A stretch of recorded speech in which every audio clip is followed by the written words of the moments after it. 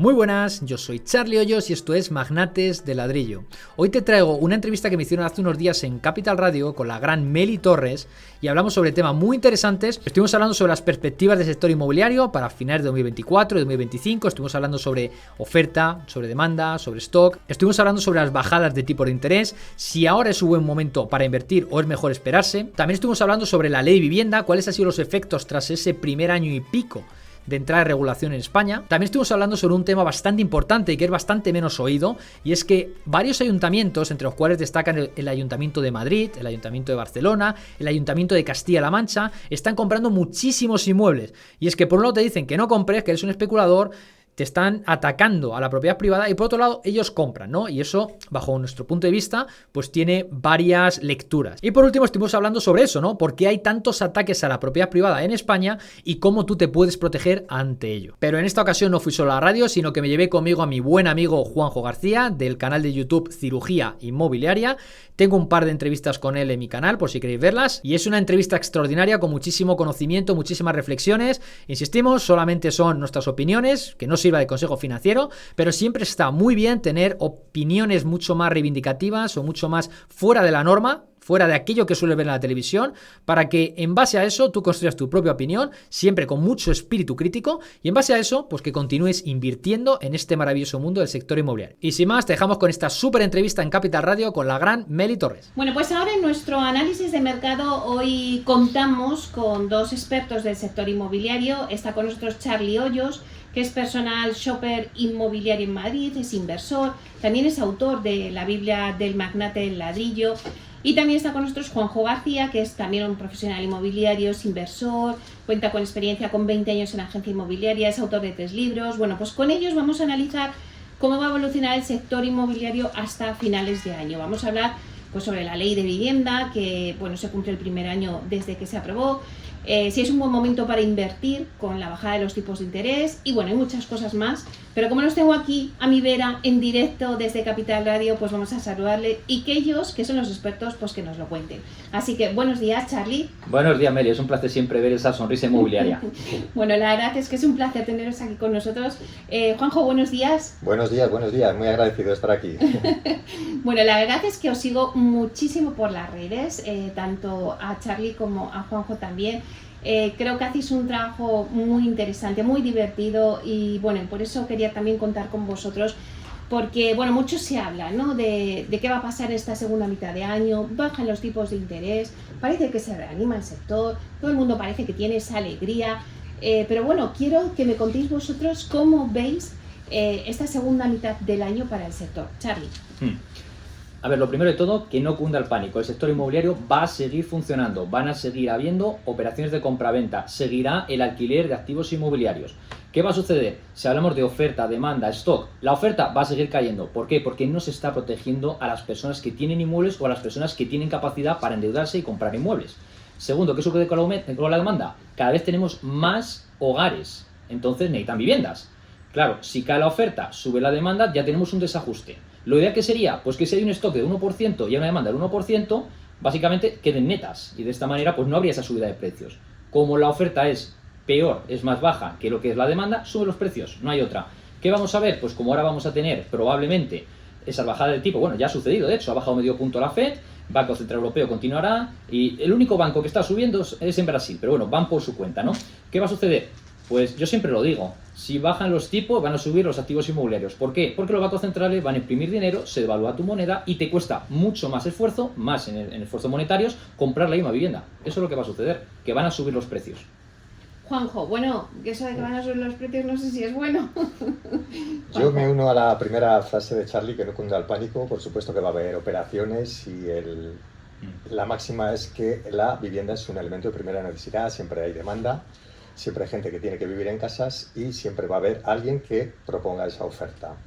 Y ese desequilibrio, ese ajuste que puede haber en algún momento dado, pues al final, quieras que no, se va a ir equilibrando. Y la bajada de tipos pues es positiva, porque ese dinero que las personas no van a pagar en intereses se va a traducir en que lo van a invertir en otras cosas, en su bienestar, en hacer lucha para generar otros activos, para otras cosas que no va a ser para pagar esos intereses. Entonces no cabe duda que es una noticia muy positiva para todo el mundo y también para los inversores, no cabe duda.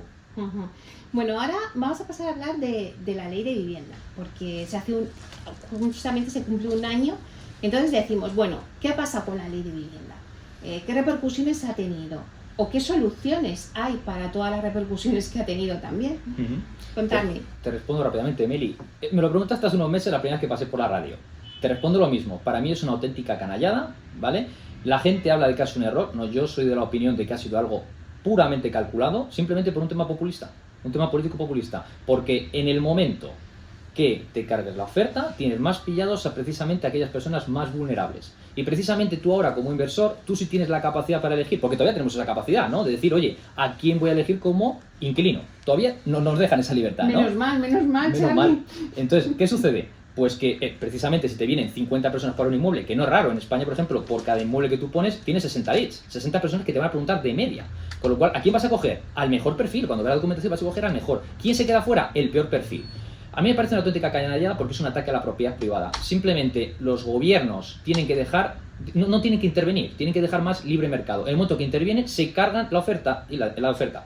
Y lo suyo sería, en un país, en un mercado que no se interviene, lo suyo sería que las mismas leyes de oferta y demanda se regularan por sí solas. Es decir, deja al mercado actuar.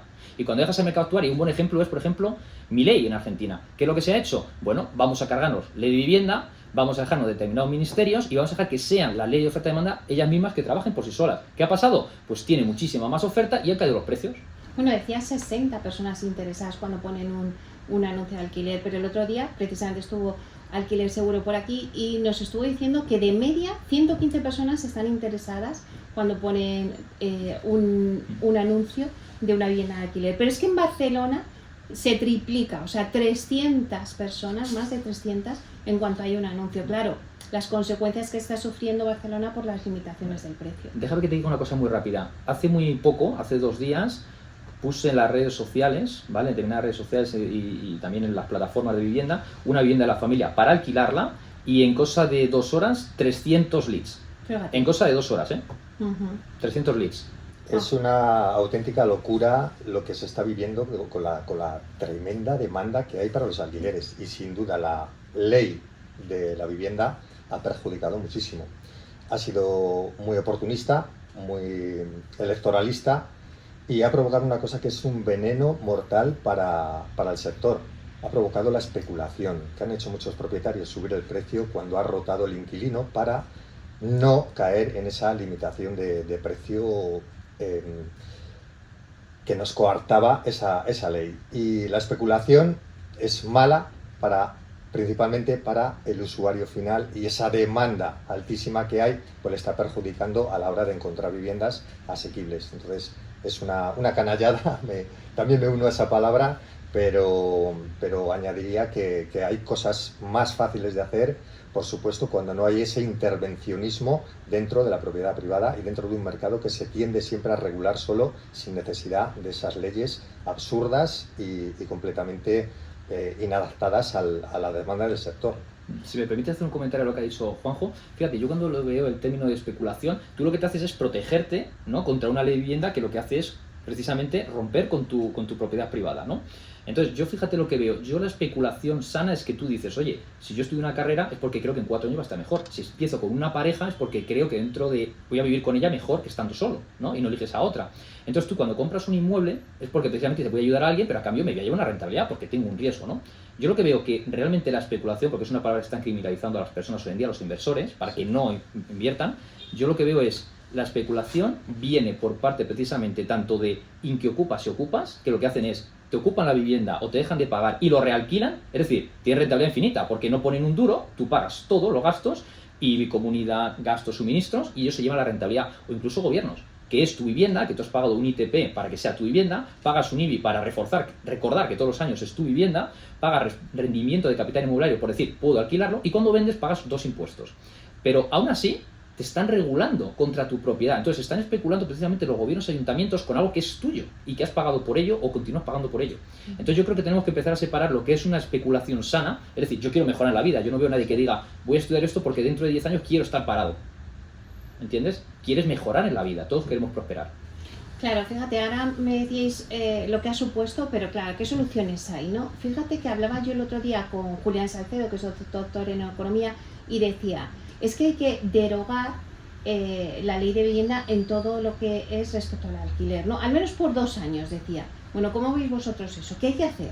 Por supuesto que podría ser una prueba positiva. No cabe duda que el derogar una ley que no está funcionando va a ser indudablemente una prueba que va a dar fe de que hay otras fórmulas para que funcione, y estoy convencido de que funcionaría mejor. Para esa autorregulación que decimos, estaría mucho más disponible a la hora de que el mercado responda por sí solo y no esté de esa manera intervenido.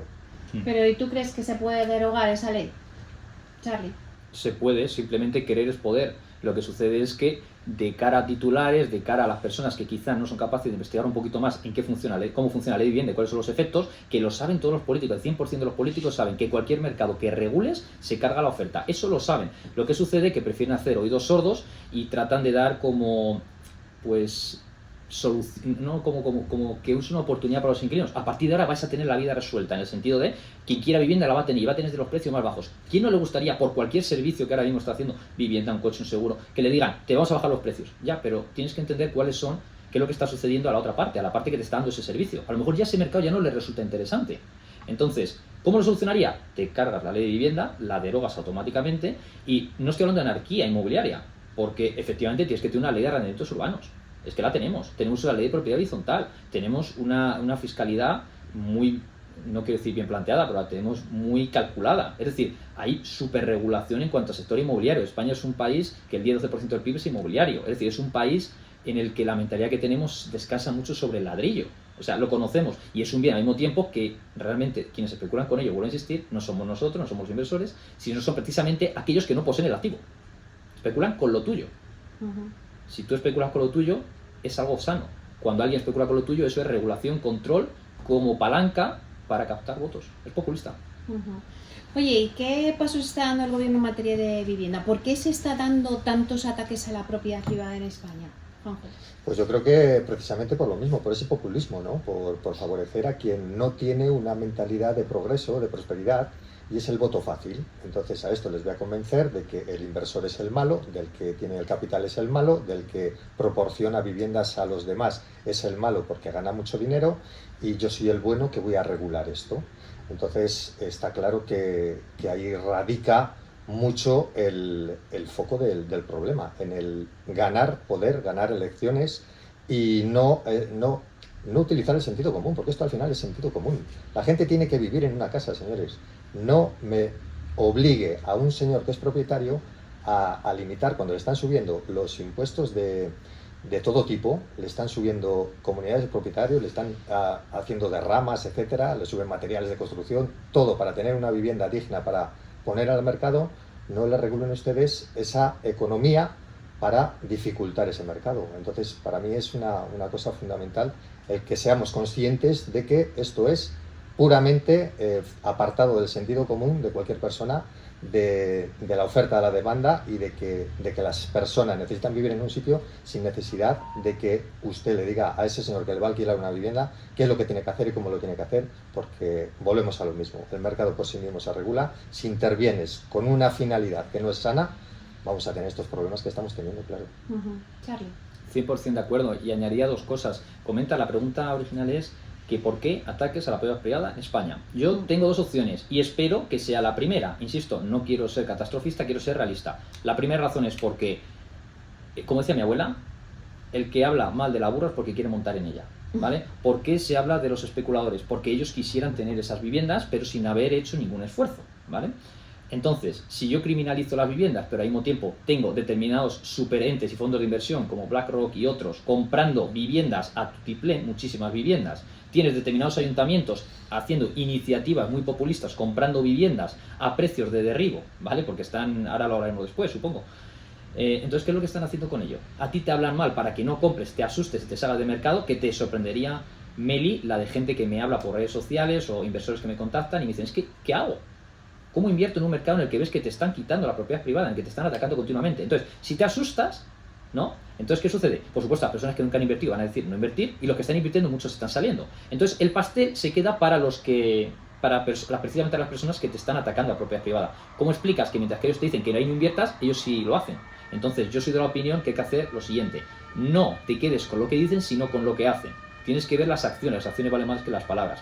Y segundo, y espero equivocarme, pero quizá tantos ataques a propiedad privada, y insisto, espero equivocarme, pudiera llegar a ser un poco como: acostúmbrate que esto es lo que se viene, porque vamos hacia un sistema muy socialista, muy comunista, en el que nadie tiene vivienda y esto todo pertenece al Estado.